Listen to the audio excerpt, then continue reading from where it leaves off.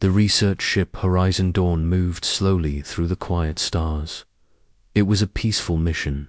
The crew had one goal: explore this unknown region and scan planets for signs of life. No one expected trouble. The mission was led by Commander Rachel Miller. She was calm, smart, and respected by everyone on board. Her second-in-command, John Carter, sat beside her in the control room. "We're approaching Sector 9, John said, looking at the screen. "No signs of danger." Rachel nodded. "Good. Begin." "Scans. Let's keep this smooth." Down in the science bay, Ellie Brooks, a young scientist, smiled as new data filled her screen. "These readings are amazing," she said to herself. "This planet might have once had water." The crew was excited. Everyone loved peaceful missions. But peace would not last long.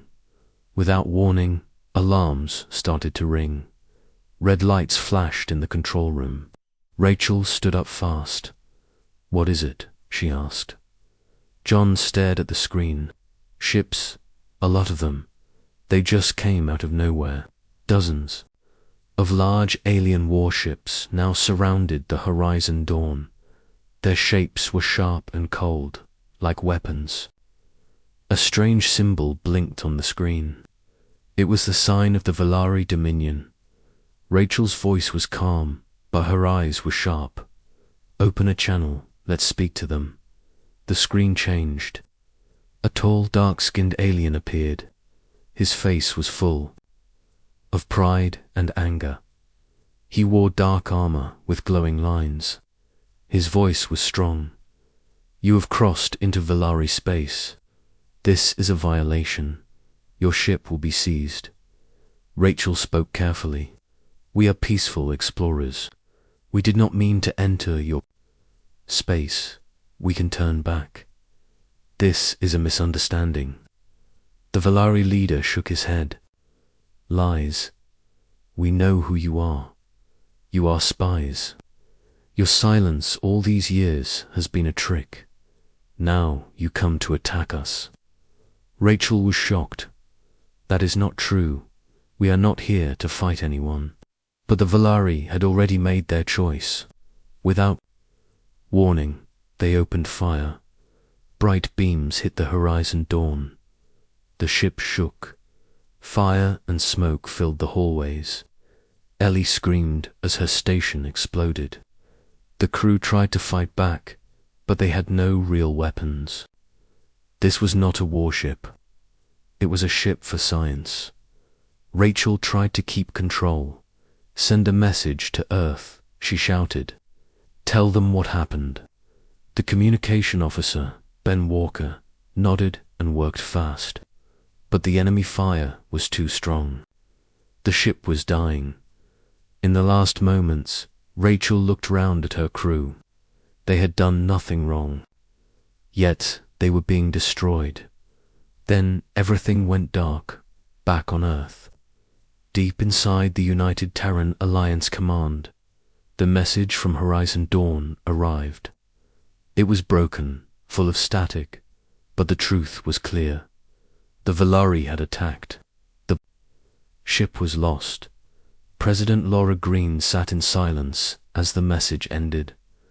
Around her, the council members looked shocked. No one spoke at first. Finally, General Lewis stood up.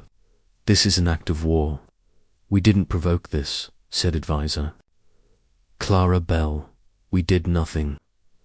President Green nodded slowly. "They think we are weak. They think we will stay silent." Across the stars, the Valari leader gave a speech. He smiled as he told his people about the destruction of the human ship. "Let this be a warning to all. The Valari Dominion is strong. We will not be watched. We will not be fooled." He believed the humans would do nothing. He believed wrong. In a quiet base under the mountains, Colonel Marcus Kane was already preparing. He looked at the names of the dead. He read their last message. "They wanted peace," he said. Now we will give them something else. Only one ship was chosen. It would carry a message, not of words, but of power. It would show the galaxy that Earth was not weak, it was only quiet, and now it was awake. Colonel Marcus Kane stood in the middle of a large war room deep under the Earth. Around him, screens showed maps of stars, ships, and enemy positions.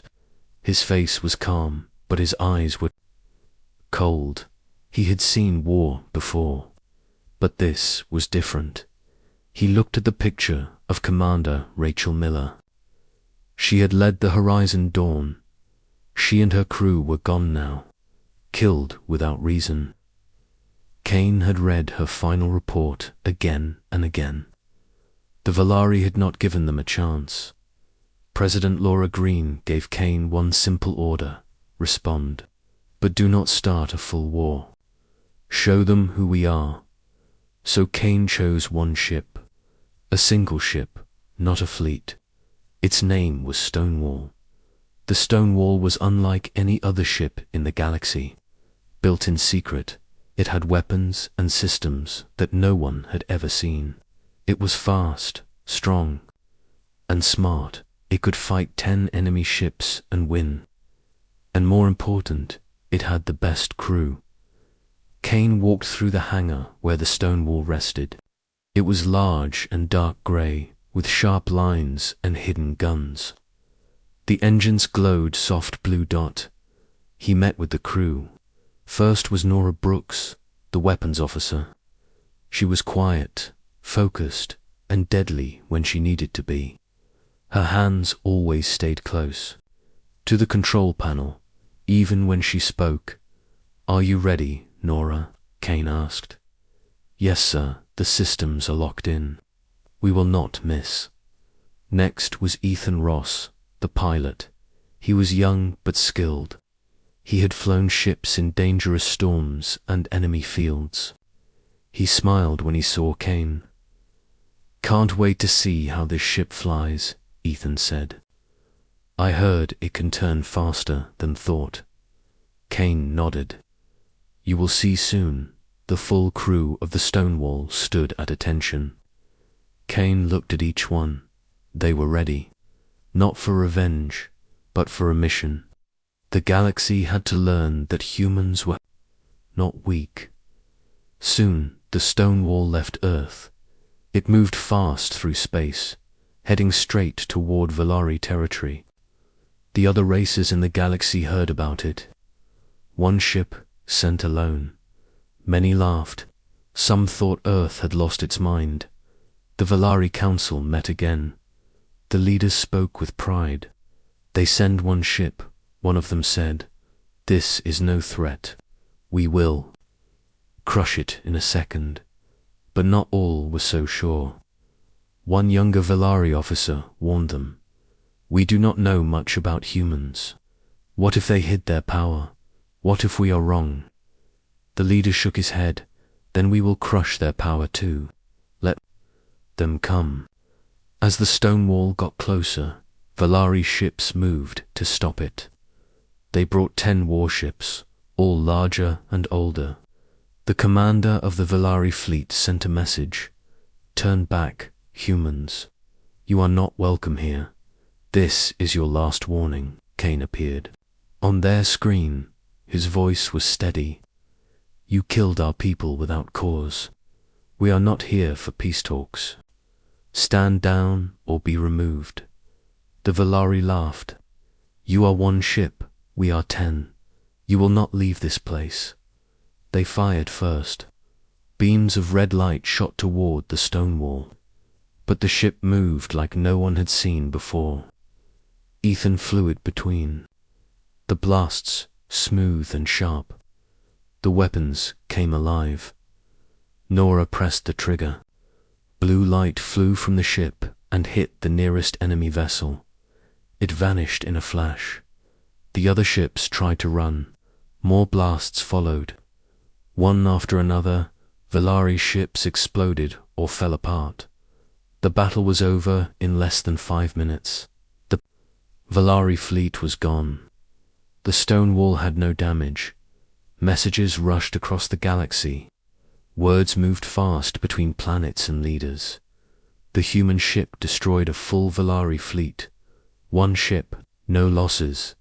The humans were hiding their true strength. Some races began to worry. Others stayed quiet. Inside the stone wall, Kane looked at the damage map. There was none. He turned to Nora. They now know. Nora nodded. They know we are not weak. Ethan looked out the window at the stars. But will they learn peace? Or only fear? Kane didn't answer. Back on Earth, the news reached the council. President Green watched the reports. She felt no joy, only silence. We sent a message, she said. Let us hope they understand it. In Valari space, the High Council was silent. Their ships were gone. Their pride was broken. The leader who had ordered the attack on the Horizon Dawn stared at the report. His hands shook. They only sent one ship, he said. A younger council member spoke. What if they sent more? The leader had no answer. The galaxy was changing. The humans were no longer silent watchers. They were now something else, and everyone was watching. The space around Earth was quiet, but deep in the command center, alarms were not. Colonel Marcus Kane stood near the main display. A strange signal had been picked up by one of the outer stations. It was not from any known species. It was short, clear, and only 3 words. We see you. Kane stared at the screen. The words were simple, but they meant something big. Someone was watching. Someone knew. He sent the message to President Laura Green right away. She read it in her office and closed her eyes for a moment. She knew peace never lasted forever. Back at the space station, the crew of the stone wall had returned to normal. Duties, the war with the Valari was over, and the galaxy had changed. But something still felt unfinished. Nora Brooks sat alone in the weapons bay. She cleaned and checked the systems, even though no mission had been given. Her brother came too. Visit again. You're still checking everything, he asked. Always be ready, she said. Ethan Ross spent time in the simulator. He flew the same routes again and again, learning better ways to dodge and strike. One mistake, he whispered to himself, can end a whole ship. Even though the stone wall now sat in a museum on Earth, its systems were still connected. Quietly, it watched. Quietly, it waited. The message that said "We see you" had reached other ears, too. Alien leaders read it. Some ignored it, others grew more afraid. They began to prepare their own ships, just in case. In a distant part of the galaxy, ships moved in secret. They were not from any known empire. Their shapes were strange. Their signals were silent. But they watched everything humans did. President Green called a meeting with top Earth leaders. This signal is not a warning, she said. It is a test. Someone is watching to see what we will do next. Kane stood beside her. We must prepare, but we must not strike unless we are attacked. One officer said, "What if they strike first?" Kane answered, "Then we remind them who we are." Earth began building again. New defense systems were placed around the planet. New scouts were sent far into space. Old allies offered help. Even some Valari ships joined the new watch force. Tressa, the new Valari leader, sent another message. "We stand with you," she said. "Not because we fear you, but because we now trust you." Kane responded, "We accept your help. Let us keep this peace as long as we can." But peace is not always in human hands. One night, a small scout ship near the edge of human space sent a distress call. Before the message ended, It said two things. First, it saw a large unknown ship. Second, the ship did not answer any calls. Then the signal went dark. Earth sent a patrol right away. 4 fast ships moved out. They searched the area where the scout was lost. They found nothing, no wreck, no beacon, no trace, just silence. Ethan Ross was chosen to fly a new test ship, faster than the Stonewall, lighter, and just as strong. Nora would be on board as weapons lead. Kane would lead the mission. They named a new ship Sentinel. It launched with no noise, but the message was clear. If someone was planning something, Earth would be ready. Sentinel flew far beyond where the scout was lost. It searched space, piece by piece. After 3 days, they found something. A small metal device floated alone. It looked broken. Kane had it pulled into the ship. "What is it?" Nora asked. "Part of a larger ship," Kane said. "But the design is not Valari. It's something else." They scanned the metal. It had strange marks on it.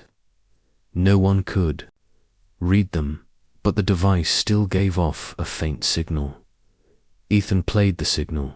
It was not words, just a sound. Low, slow, and repeating. Like a heartbeat, Kane sent it to Earth. Scientists began studying it right away. No one could figure it out, but one thing was clear: it was old. Older than any known ship. Back on Sentinel, the crew stayed alert. Every hour Ethan checked sensors. Nora kept weapons armed. Kane read every signal that came in. Then one came that made him stop. It was the same message again. "We see you, this time." It came from inside the sector. Someone was near. "Shields up," Kane ordered. All hands, ready. But no attack came. Just silence again. For the next 5 days, nothing happened. Then, just before they were about to return home, a large ship appeared on the edge of the scanner. It did not match any record. It looked like it had no windows, no lights. Just a long, dark body floating in space. It did not fire. It did not speak. It just watched. Kane stared at it. "What are they waiting for?" Nora said, "Maybe they want us to shoot first." "We won't," Kane said. "Send a message. We are here in peace, but we will not run." They sent the message. The strange ship stayed still for 3 more hours. Then it turned and left without a sound. Sentinel returned to Earth. The galaxy had not changed. It had grown. Kane gave his report. "We were tested. We did not break. But there is more out there, and they are watching." President Green nodded. "Then we will keep watching too." And so the galaxy moved forward. Earth was no longer hidden. It was not feared. It was respected. But new shadows were growing, and in those shadows, someone waited for the next mistake. The humans knew this, and they were ready. Far beyond the last human base. In deep space, strange ships moved again. They did not make noise. They did not show light. They were not from any known world. Their bodies were dark and cold. They had watched the humans. They had seen what the Stonewall and the Sentinel had done. Now they had made a choice. The humans must be tested. Colonel Marcus Kane stood in the control room of Earth's main defense command. A new alert had just arrived. Another scout ship was gone. This one was near the edge of a system known as Dark Reach. Kane looked at the screen. It showed one message. Before it went silent, "Object sighted. Not known." No response. That was all. No video. No sound. Just those words. Then nothing. Kane looked at President Laura Green through a secure channel. Same kind of signal. No attack yet, but same pattern, same loss. Green nodded. Send Sentinel again. But this time, send more. We need to know what this is. Within hours, the Sentinel launched again. Ethan Ross was in the pilot seat. Nora Brooks was ready at the weapons station. This time, they were joined by 3 other ships. Their mission was simple: find out what happened to the missing scout and return with answers. As they entered Dark Reach, the stars behind them faded. The space around them was black. Too black. It did not feel empty. It felt full of eyes. I don't like this, Nora said. Neither do I, Ethan replied. But we're not here to like it. The ships moved in a tight formation. They scanned everything. Silence. Then they saw it. A ship, not human, not Valari. It floated in the dark. Its surface was smooth. It had no windows, no doors, but it was big. Bigger than anything Earth had ever seen. Scan it, Kane ordered from Earth. Ethan scanned. The screen showed strange data. It was not just metal. The ship was part machine, part something else. Something alive. Then it moved. It did not fire. It did not speak. It just moved forward. Back up, Nora said. Too late, Ethan said. The strange ship sent a wave, not a blast, not a sound, just a wave of light. Suddenly, one of the human ships lost control. It spun out of formation. Ship 4 is hit, said a voice over the comm. We can't move. Systems frozen. Kane gave the order. Fall back. Regroup. Do not fire unless attacked. The ships pulled away. But the strange ship did not chase. It stayed in place. Watching, back on Earth, scientists studied the data. They found something shocking. The signal from the strange ship was not a weapon. It was a message, but not words, not images. It was thought, pure thought. They're not talking, said one of the scientists. They're thinking, and they want us to hear it. Kane read the report. Can we answer? Not yet. The scientist said, we need more time, but time was not something they had. The next day, 3 more ships appeared near one of Earth's mining colonies. They did not fire. They just watched. The colony shut down all systems and went silent. Kane looked at the map. They are moving closer, but not attacking. President Green said, they want something, or they are waiting. Kane nodded. Then we have to decide what to do. He called a full meeting of Earth's top military minds. Valari leaders joined by video. They spoke about the dark ships. Some said strike first. Others said wait. Tressa, leader of the Valari, gave her view. You faced us with force, but only after we attacked. That was wise. If you strike now, they will see you as the same kind of threat we were. Kane agreed. We wait, but we prepare. Back in Dark Reach, Sentinel stayed close to the strange ship. Days passed. Then a message came. This time, everyone heard it. You are awake. You are young. You are strong. We are not your enemy, but we are not your friend. We test. We watch. We remember. Ethan played the message again and again. What does it mean? Kane answered. It means they have been watching us for a long time. Then the dark ship turned and left. It did not fight. It did not stay. It just left. The signal stopped. The sky returned to normal. On Earth, the people waited. The leaders gave no full answer. Only this: there was no war. There is no peace. But we are not alone. Months passed. Earth stayed alert. More ships were built. More stations were made. But the dark ships did not return. One night, Kane stood alone under the stars. Ethan joined him. "You think they're still out there?" Ethan asked. "They are," Kane said. "They said they watch." "So, they're watching." Nora joined them. "Then we keep showing them what we are." "And what are we?" Ethan asked. Kane answered, "We are human, and that is enough." Far away, in the dark, the Watchers spoke again among themselves. Asterisk. The human ship moved through deep space. It was silent, but its presence spoke loud across the stars.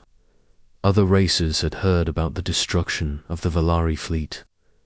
They now watched every move the humans made. Some were afraid, others were curious. Inside the ship, Colonel Marcus Kane stood in the main control room. He looked at the reports coming in. Other alien leaders had started to send messages. Some asked for peace.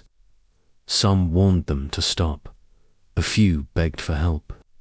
He read them all in silence. "We have received another message," said Nora Brooks, the weapons officer. "It is from a group inside the Valari Dominion. They say they are not with the Council. They want to speak." Kane nodded. "Put them through." The screen showed a Valari man. His skin was pale blue, and his eyes looked tired. He wore no armor, only a plain suit. His voice was slow. "My name is Yala. I lead a group of Valari citizens and officers. We never agreed with the attack on your ship. That decision came from the High Council. They wanted power. They used fear. Now they fear you." Kane listened carefully. "Why come to us now?" Yala looked down. "Because we see the truth. You could destroy all of us, but you have not. You only answered the first attack. Many of our people do not want this war. They want peace, but the Council blocks us. We ask for your help." Nora leaned close. "He could be lying. He could," Kane said. "But he also could be the key. If their people turn on the Council, this war can end faster." Yala said, "We have proof. We recorded the secret talks. The High Council planned the attack months before. They thought you were weak. They believed if they attacked first, the rest of the galaxy would join them. But now the galaxy is silent." Kane looked at Ethan Ross, the pilot. "Can we broadcast this?" Ethan nodded. "Yes, sir. If we send it through 3 relay points, we can reach the outer systems." "Do it," Kane said. The message went out. It showed clear images and audio of the Valari Council planning the attack. They laughed about how easy the humans would fall. They spoke of ruling the galaxy. The truth spread fast on many planets. The people were angry. Valari citizens took to the streets. They called for change. Soldiers began to question their leaders. Small fights broke out in cities. Some outposts lowered their flags. The Council tried to stop it. They shut down networks. They arrested people. But the truth was too big. It had already spread too far. Back on the ship, Nora watched the news feeds. They are rising against their own. Kane watched too. People do not like being lied to. Yalor sent another message. "Thank you. We are taking control of 2 command stations. We ask that you do not attack. We are on your side." Kane replied, "If you are honest, we will not harm you. But if you trick us, there will be no second chance." Yala understood. "I give my word." In the Valari capital, panic filled the council hall. The members shouted at each other. Some called for surrender.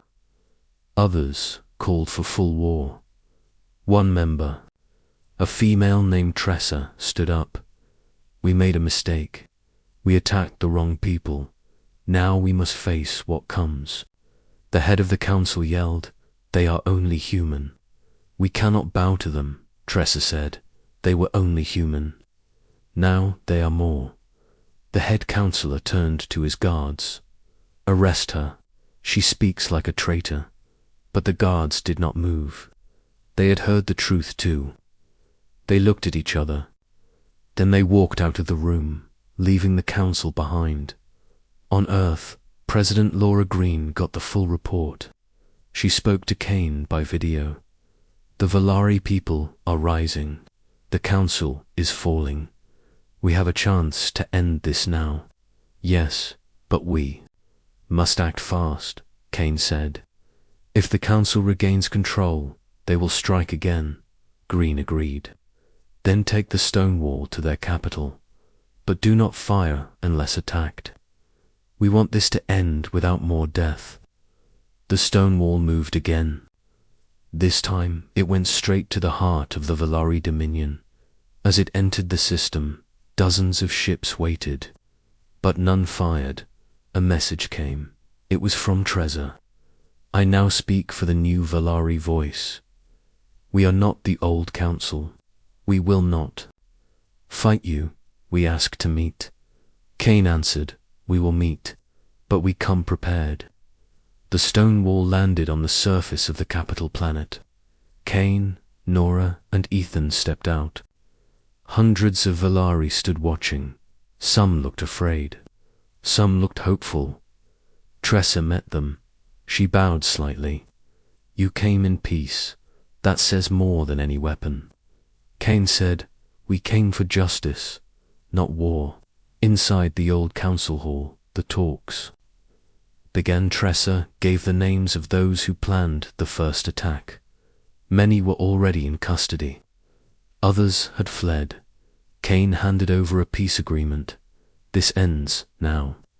But if you come for us again, we will not stop at your council. We will come for your thrones." Tressa read it. She signed. "This is the first step." Outside, the Valari people cheered. The war had not lasted long, but its shock would stay forever. The stone wall left the planet. As it rose into the stars, Kane looked down one last time. "Let them remember," he said. Ethan asked, "What do we do now?" Kane looked ahead. "Now we wait. And watch. And prepare. Because someone else will test us. And when they do, we will remind them." And the ship flew into the stars, silent and strong. The alien warship floated in silence above the desert planet. It was large, sharp, and black like glass. Inside the command deck, Captain Elan stood with his arms behind his back.